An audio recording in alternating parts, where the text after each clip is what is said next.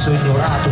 Uomini o angeli mandati sulla terra per combattere una guerra di faide di famiglie sparse come praterie su un'isola di sangue che fra tante meraviglie, fra gli mondi e fra confini massacra figli e figlie di una generazione costretta a non guardare, a parlare a bassa voce, a spegnere la luce, a commentare il bacio di pallottola nell'aria, ogni cadavere in un fosso. Ci sono stati uomini che passo dopo passo hanno lasciato un segno con coraggio e con impegno, con dedizione contro un'istituzione organizzata, cosa nostra, cosa vostra, cosa è vostro che nostra, la libertà di dire che gli occhi sono fatti per guardare, la bocca per parlare, le orecchie ascoltano, non solo musica, non solo musica, la testa si gira e aggiusta la vera ragione,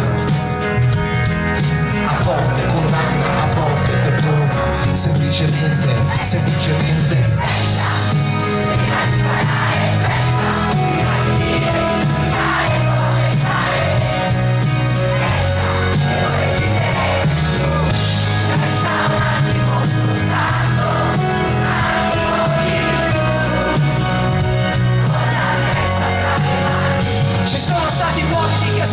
Giovani, ma consapevoli che le loro idee sarebbero rimaste nei secoli come parole deboli, intatte, reali come piccoli miracoli, idee di uguaglianza, idee di educazione, contro ogni uomo che esercita oppressione, contro ogni suo simile, contro chi è più debole, contro chi sotterra la coscienza del cemento. Pensa, prima di sparare, pensa, prima di dire, di giudicare, non pensare.